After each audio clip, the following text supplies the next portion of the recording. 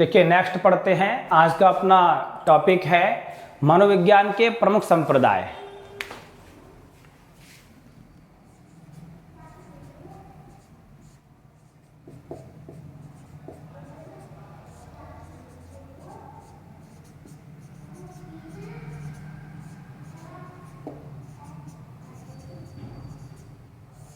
प्रमुख संप्रदाय, ये दूसरा टॉपिक है। देखिएगा, मनोविज्ञान में बहुत सारे मनोवैज्ञानिक हुए, बहुत सारे विचारक हुए। उन्होंने अपने अपने विचार दिए, अपने अपने मत व्यक्त किए। उनके विचारों से, उनके मतों से जो वाद निकला, उनके मतों से, उनके विचारों से जो वाद निकला, उस आधार पर मनोविज्ञान में कई संप्रदायों का जन्म हुआ। तो अपन पहले संप्रदाय के बारे में पढ़ते हैं, संरचनावाद।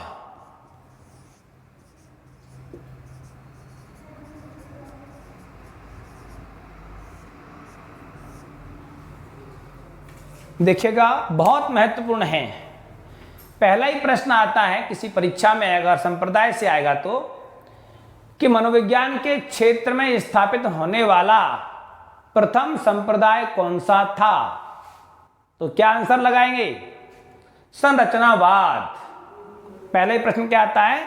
मनोविज्ञान के क्षेत्र में स्थापित होने वाला प्रथम संप्रदाय।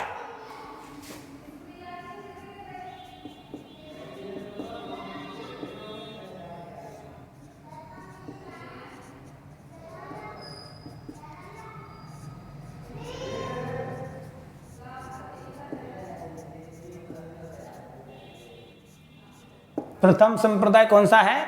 संरचनावाद। इसी से नेक्स्ट क्वेश्चन बनेगा कि संरचनावाद के जनक या प्रतिपादक कौन थे। तो ध्यान रखना है, इसके जनक हैं या प्रतिपादक हैं, वो है विलियम वुंट।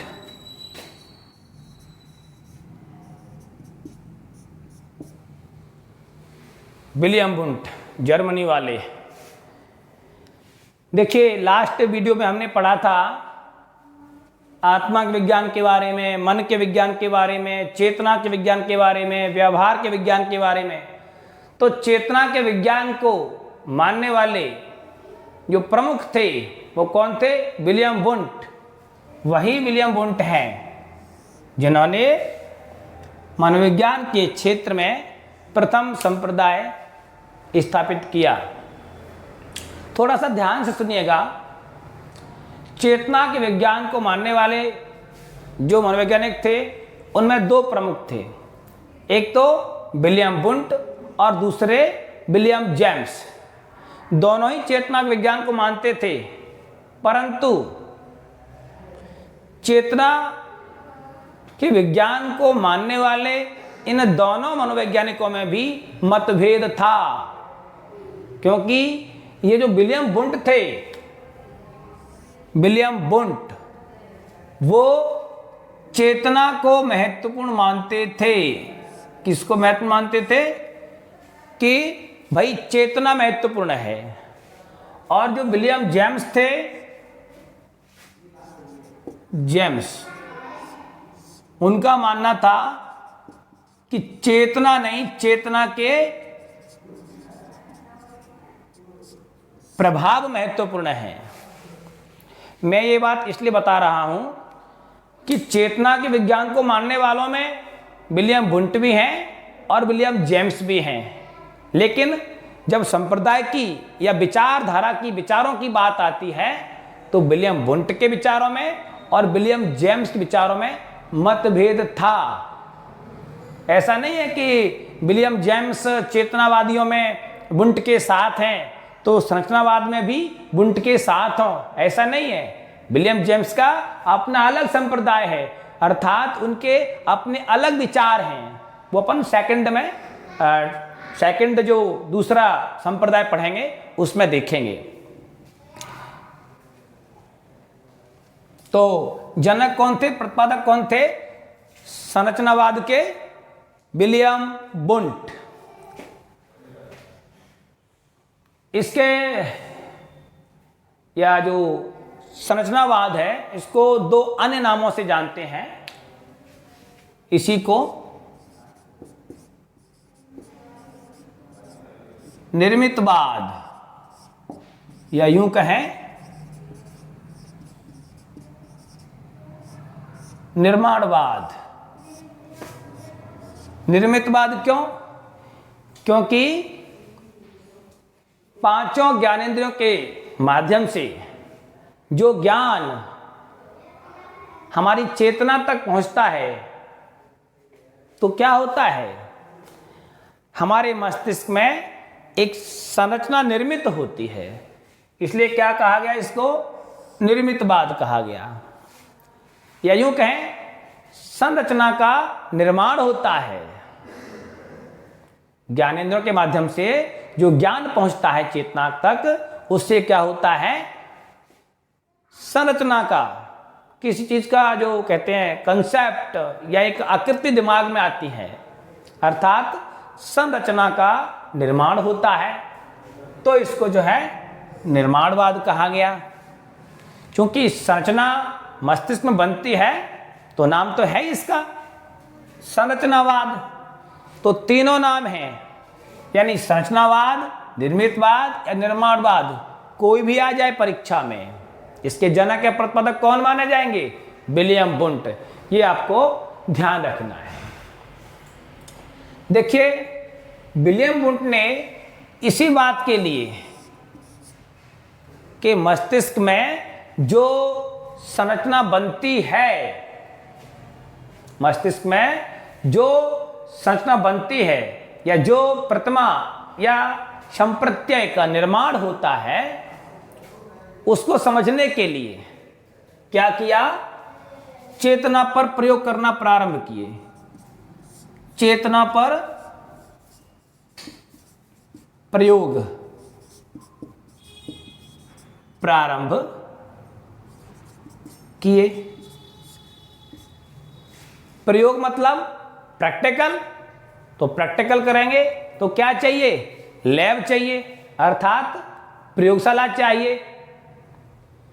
तो मनोविज्ञान में अभी तक कोई प्रयोगशाला नहीं थी, लेकिन विलियम बुंट ने जब चेतना पर प्रयोग करने के लिए, कब की बात है, 1879 1879 ईस्वी, 1879 ईस्वी में इन्होंने मनोविज्ञान की प्रथम प्रयोगशाला कहां पर स्थापित की थी, लिपजिंग विश्वविद्यालय। लिपजिंग विश्वविद्यालय में, ये जर्मनी का ही एक विश्वविद्यालय है जिसका वर्तमान में नाम क्या है, कार्ल मार्क्स विश्वविद्यालय। तो लिपजिंग विश्वविद्यालय में विश्व की प्रथम मनोविज्ञान की प्रयोगशाला स्थापित की गई थी सन 1879 में, और उसको स्थापित करने वाले थे विलियम बुंट। क्यों स्थापित की थी, चेतना पर प्रयोग करने के लिए। देखिए, ये तो विलियम बुंट के विचार थे जिससे संरचनावाद का जन्म हुआ या ये संप्रदाय स्थापित हुआ।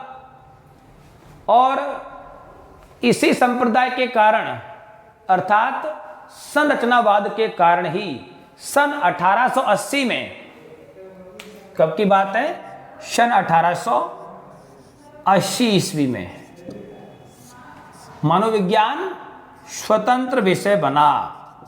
स्वतंत्र विषय बना। 1879 में प्रयोग प्रारंभ किए और अपने विचारों के माध्यम से 1880 तक मनोविज्ञान को स्वतंत्र विषय का दर्जा दिला दिया।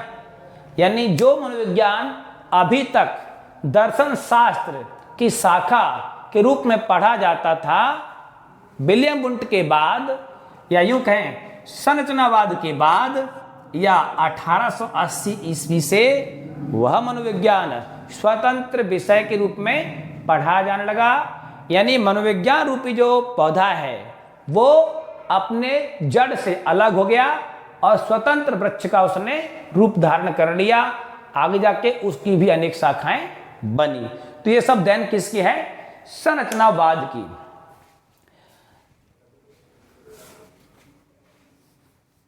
अब इसमें विलियम वुंट तो महत्वपूर्ण है ही, उन्होंने ही संरचनावाद का प्रतिपादन किया है।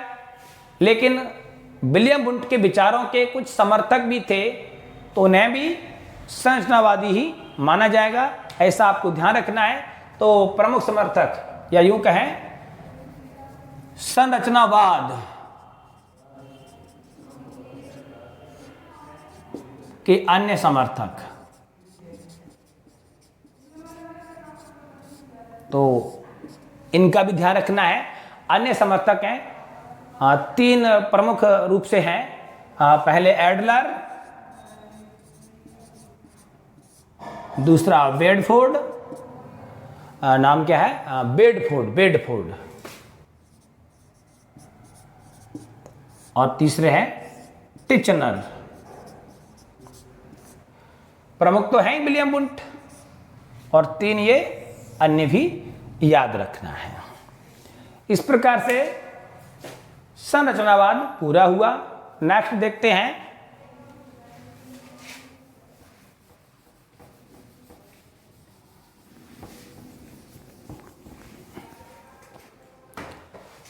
अगला संप्रदाय है प्रकार्यवाद या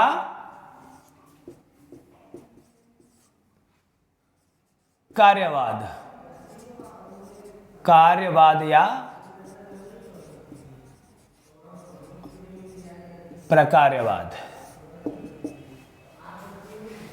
अभी अपन ने चर्चा की थी विलियम वुंट की और विलियम जेम्स की। तो विलियम वुंट तो संरचनावाद के प्रतिपादक थे और विलियम जेम्स प्रकार्यवाद के प्रतिपादक हैं।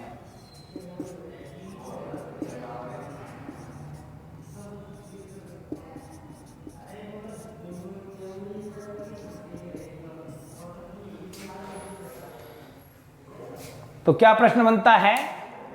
कार्यवाद या प्रकार्यवाद संप्रदाय के जनक कौन है? William James. कहां के हैं? यूएसए के, अमेरिका के हैं। देखिए, ये जो विलियम जेम्स है ना, इनको यूएसए में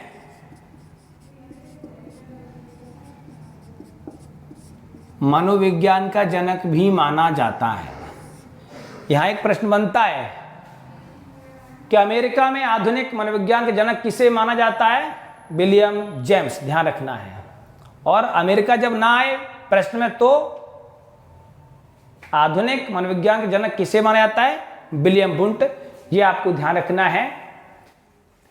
देखिए, अपन ने अभी बात की थी कि विलियम जेम्स, और अभी अपन ने वुंट पढ़ा था, विलियम वुंट के बारे में पढ़ा था।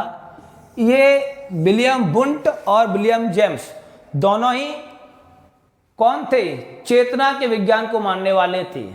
दोनों ही मानते थे कि जो मनोविज्ञान है वह चेतना का विज्ञान है, परंतु दोनों में इस बात को लेकर मतभेद था। किस बात को लेकर? चेतना को लेकर। वुंट का कहना था कि चेतना महत्वपूर्ण है। क्या महत्वपूर्ण है? चेतना महत्वपूर्ण है। चेतना क्या होती है? मस्तिष्क का आंतरिक रूप। चेतना महत्वपूर्ण है। जबकि विलियम जेम्स ने क्या माना? चेतना नहीं, चेतना के प्रभाव, चेतना के प्रभाव, या यूं कहें चेतना के कार्य। मतलब चेतना किस प्रकार से कार्य करती है, उसके क्या प्रभाव हैं। तो विलियम जेम्स ने क्या माना? चेतना के प्रभाव, या यूं कहें चेतना के कार्य, इनको महत्वपूर्ण माना। तो विलियम जेम्स कौन कहलाए?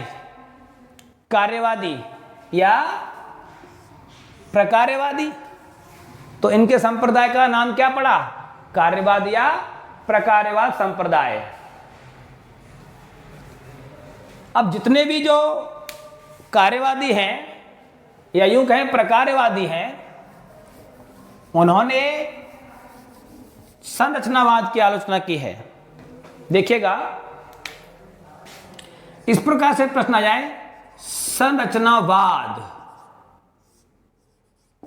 के आलोचक।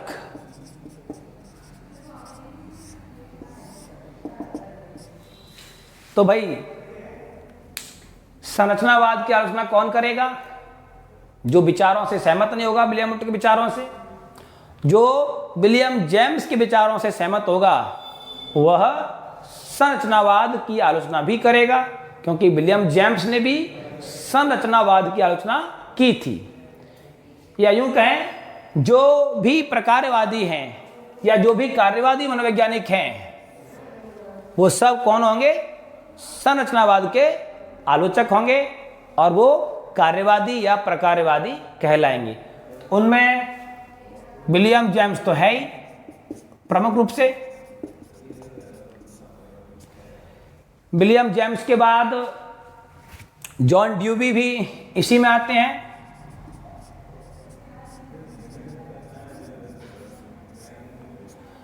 जॉन ड्यूबी, थॉर्नडाइक,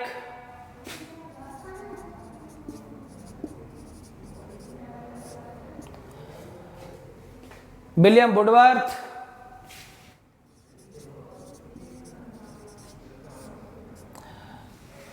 कैटल, जिनका पूरा नाम है मैककिन कैटल, और एक और है रोलैंड एंजिल।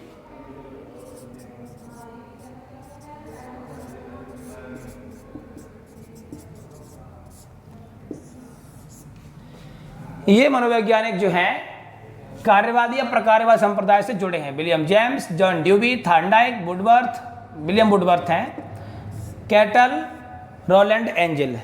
ये जो मनोवैज्ञानिक हैं वो प्रकारवादी संप्रदाय से जुड़े हैं और संरचनावाद के आलोचक हैं।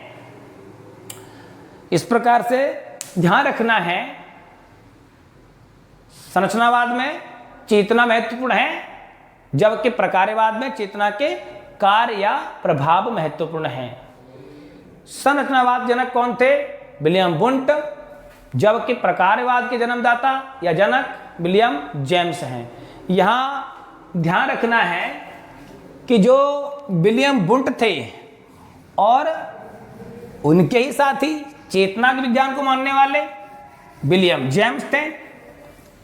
विलियम वुंट में और विलियम जेम्स में दोनों में चेतना को लेकर गहरा मतभेद था, और ये मतभेद, ये द्वंद्व काफी लंबा चला।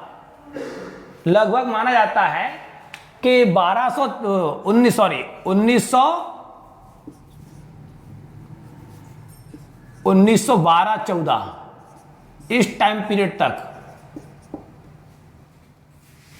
इनमें मतभेद रहा। यानी संरचनावाद और प्रकारवाद के बीच जो मतभेद था, इस मतभेद से एक तीसरा वाद निकल के आया, जिसका नाम क्या है? व्यवहारवाद।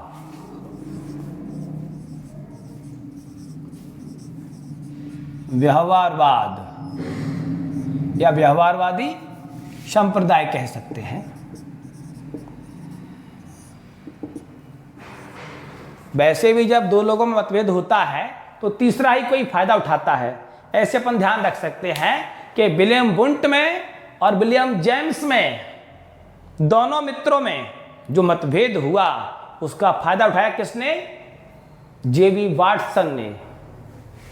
तो जो व्यवहारवाद संप्रदाय है उसके प्रमुख जो प्रतिपादक हैं या उसको लाने वाले जो प्रमुख रूप से हैं वो हैं जेबी वाटसन। ये भी अमेरिका के हैं।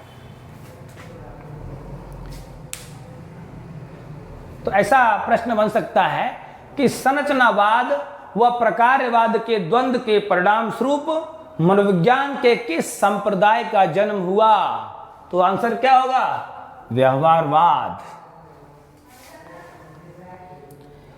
व्यवहारवाद से अगला क्वेश्चन बनता है कि व्यवहारवाद का जन्म कब, कहाँ और किसके द्वारा हुआ।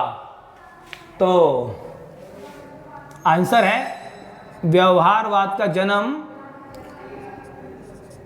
1913 ईस्वी में।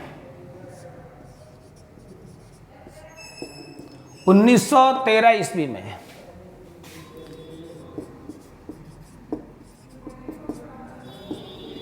कोलंबिया विश्वविद्यालय में। जन्म कब हुआ? 1913 ईस्वी में। कहां पर हुआ? कोलंबिया विश्वविद्यालय में। और किसके द्वारा हुआ? जेबी वाटसन के द्वारा हुआ। यानी व्यवहारवाद का जन्म कब हुआ? 1913 में। जनक कौन है? जेबी वाटसन। देखिए, व्यवहार जो शब्द है इसकी उत्पत्ति से प्रश्न बनता है, उत्पत्ति से, कि ये जो शब्द है व्यवहारवाद, इसका पहली बार प्रयोग किसने किया। लास्ट क्लास में भी हमने बताया था व्यवहार शब्द के प्रयोग के बारे में, तो पुनः एक बार ध्यान करेंगे। व्यवहार शब्द की जो उत्पत्ति है, या यूं कहें व्यवहार शब्द का जो प्रयोग है, वो पहली बार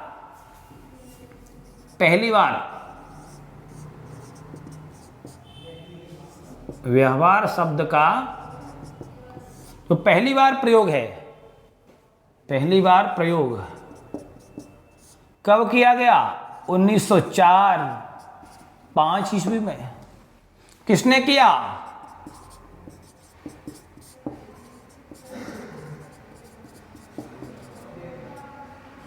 विलियम मैकडूगल ने किया। कहां पर किया? तो अपनी पुस्तक में किया। पुस्तक का नाम क्या है?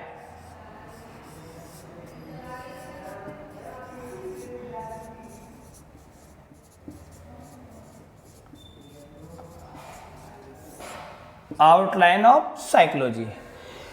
यानी विलियम मैकडूगल ने अपनी एक पुस्तक थी जिसका नाम था आउटलाइन ऑफ साइकोलॉजी, उसका प्रकाशन किया था 1904-5 में। और उस पुस्तक में पहली बार व्यवहार शब्द के बारे में बताया, या व्यवहार शब्द का प्रयोग किया। ये आपको ध्यान रखना है। देखिए, नेक्स्ट क्वेश्चन बनता है कि व्यवहारवाद में किसको सर्वाधिक महत्व दिया जाता है। तो एक बार पुनः ध्यान से सुने। संरचनावाद में चेतना महत्वपूर्ण है, संरचनावाद में चेतना महत्वपूर्ण है, प्रकार्यवाद में चेतना के कार्य या प्रभाव महत्वपूर्ण है। ठीक उसी प्रकार से व्यवहारवाद में सिर्फ व्यवहारवाद में क्या महत्वपूर्ण है? व्यवहार महत्वपूर्ण है। मनुष्य या बालक या जीवधारी द्वारा जो व्यवहार किया जाता है, उसी की व्याख्या की गई है किसमें? व्यवहारवाद में। तो व्यवहारवाद में कौन सा शब्द महत्वपूर्ण है? व्यवहार। अब देखते हैं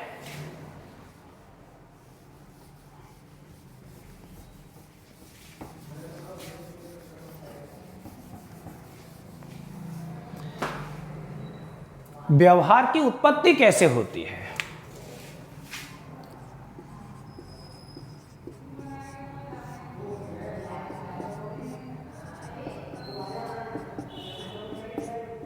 व्यवहार की उत्पत्ति,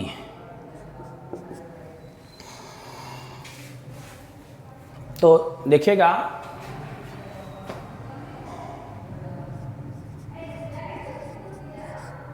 व्यवहार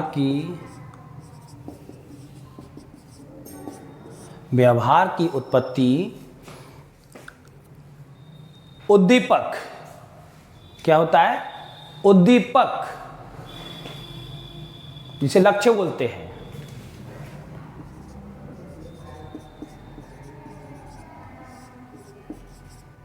उद्दीपक यानी लक्ष्य, तथा अनुक्रिया। उद्दीपक को देखने के बाद जो रिस्पॉन्स किया जाता है उसे अनुक्रिया बोलते हैं। तो व्यवहार की उत्पत्ति उद्दीपक और अनुक्रिया अनुक्रिया के संबंधों से होती है। उद्दीपक तथा अनुक्रिया के संबंधों से होती है। व्यवहार की उत्पत्ति उद्दीपक तथा अनुक्रिया के संबंधों से होती है। अनुक्रिया क्या होती है? लक्ष्य या उद्दीपक से जुड़ी क्रिया। लक्ष्य या उद्दीपक से जुड़ी क्रिया, मतलब वह क्रिया जो लक्ष्य की प्राप्ति के लिए की जाती है या उद्दीपक को देख करके इस प्रकार का रिस्पॉन्स किया जाता है, उसे क्या कहते हैं? अनुक्रिया कहते हैं। तो हमारा जो लक्ष्य होता है उसे प्राप्त करने के लिए हम जो व्यवहार करते हैं, तो लक्ष्य और व्यवहार में जो संबंध होता है, लक्ष्य या यूं कहें उद्दीपक और अनुक्रिया में जो संबंध होता है, उससे व्यवहार की उत्पत्ति होती है। व्यवहार की उत्पत्ति होती है। यहां पर एक चीज ध्यान रखना है जो वाटसन ने बताई है कि व्यवहार की उत्पत्ति में वातावरण महत्वपूर्ण होता है, आनुवांशिक गुणों की कोई आवश्यकता नहीं होती। ध्यान रखिए, महत्वपूर्ण कथन है वाटसन का।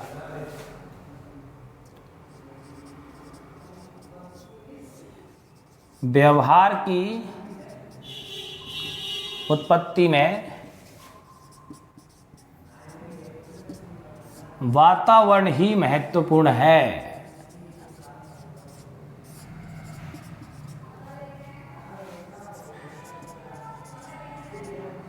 आनुवांशिकता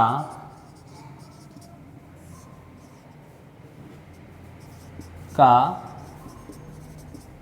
कोई महत्व नहीं है। इस प्रकार से कथन आ जाए, व्यवहार की उत्पत्ति में वातावरण ही महत्वपूर्ण है, आनुवांशिकता का कोई महत्व नहीं है, यह कथन किसका है? तो ध्यान रखना है वाटसन का कथन है। यह भी यहां पर आपको ध्यान रखना है। देखिए, व्यवहार के संबंध में या बाल व्यवहार संबंध में वाटसन का एक महत्वपूर्ण कथन है, उसे आपको ध्यान रखना है।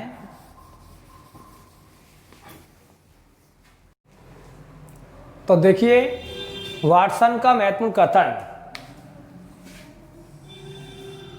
आप मुझे 1 दर्जन स्वस्थ शिशु दे दीजिए, फिर आप कहो तो मैं उन्हें शिक्षक, इंजीनियर, वास्तुकार या आप कहो तो मैं उसे चोर भी बना सकता हूं। यहां वाटसन क्लियर करते हैं कि बच्चे के व्यवहार के लिए आनुवांशिकता महत्वपूर्ण नहीं है, वातावरण महत्वपूर्ण है। इस कथन से सिद्ध होता है कि वातावरण का प्रभाव अधिक पड़ता है, यानी व्यवहार की उत्पत्ति में किसका प्रभाव पड़ता है? वातावरण का, आनुवांशिकता का, दोनों का, इनमें से कोई नहीं। तो अपना आंसर क्या होगा? वातावरण का प्रभाव पड़ता है। जैसा कि वाटसन के कथन से स्पष्ट भी है, उन्होंने कहा है आप मुझे 1 दर्जन स्वस्थ शिशु दे दीजिए, फिर आप कहो तो मैं उन्हें शिक्षक, इंजीनियर, वास्तुकार या आप कहो तो उन्हें चोर भी बना सकता हूं। संक्षेप में इसी कथनों कहते हैं, आप मुझे बालक दे दो, मैं उसे कुछ भी बना सकता हूं। यह कथन किसका है? वाटसन का। ऐसे भी कई किताबों में लिखा मिल जाता है। नेक्स्ट इसमें देखते हैं, कुछ पुस्तकें हैं वाटसन की जो व्यवहारवाद को समर्पित हैं। उन पुस्तकों को और पढ़ लेते हैं और अपना व्यवहारवाद जो संप्रदाय है वो पूरा हो जाएगा। तो वाटसन की प्रमुख पुस्तकें हैं, वाटसन की प्रमुख पुस्तकें हैं, महत्वपूर्ण पुस्तकें हैं, थोड़ा ध्यान रखना है। पहली पुस्तक है जिसका नाम है व्यवहार, मनोविज्ञान की तुलनात्मक अवधारणा।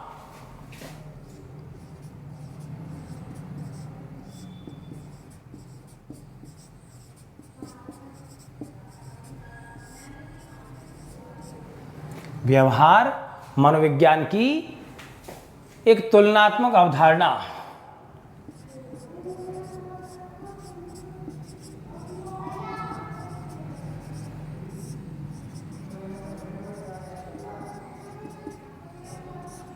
इस पुस्तक का जो प्रकाशन है वो 1914 में हुआ था, तो लिख देंगे 1914। ये प्रश्न अगर आ जाए कि किस पुस्तक में वाटसन ने सर्वप्रथम व्यवहार शब्द का प्रयोग किया, तो वो यही पुस्तक है, लिख सकते हैं।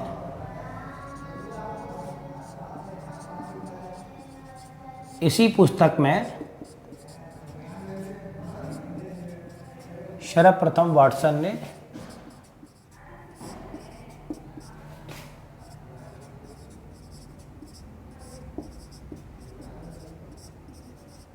व्यवहार शब्द का प्रयोग किया।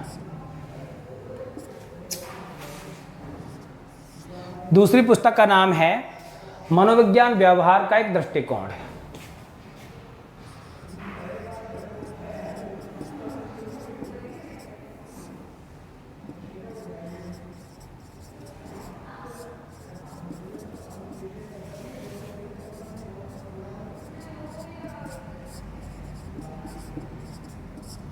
इस पुस्तक का प्रकाशन हुआ था 1919 में, 1919।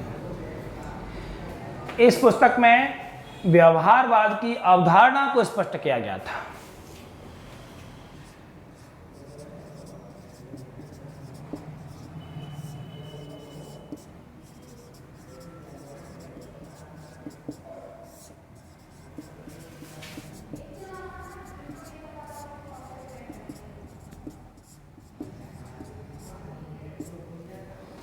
तो किस पुस्तक में व्यवहारवाद की अवधारणा को स्पष्ट किया गया था, उसका नाम है 1919 में प्रकाशित होने वाली मनोविज्ञान व्यवहार का एक दृष्टिकोण। इस पुस्तक में एक और महत्वपूर्ण पुस्तक है, इसका नाम है व्यवहार, ओनली ऑन व्यवहार। ये 1924 में प्रकाशित हुई और ये जो पुस्तक है वो पूर्णतः व्यवहारवाद को समर्पित है, लिख सकते हैं पूर्णतः व्यवहारवाद को समर्पित पुस्तक। तो देखिएगा प्रिय छात्रों, अपन पढ़ रहे थे मनोविज्ञान के प्रमुख संप्रदाय। बहुत सारे संप्रदाय हैं, लगभग 10 के करीब प्रमुख संप्रदाय हैं, जिनमें से अपन अभी आज 3 संप्रदाय पढ़े हैं। संरचनावाद विलियम वुंट का, प्रकार्यवाद विलियम जेम्स का और व्यवहारवाद जी.वी. वाटसन का। नेक्स्ट जो संप्रदाय हैं वो आगामी कक्षा में अपन पढ़ेंगे। आज के लिए इतना ही। प्रिय छात्रों, अगर आपको हमारा वीडियो पसंद आया हो तो इसे सब्सक्राइब करें, लाइक करें, बेल आइकन का बटन दबाएं और अपने सभी दोस्तों को शेयर करें। धन्यवाद, नमस्कार।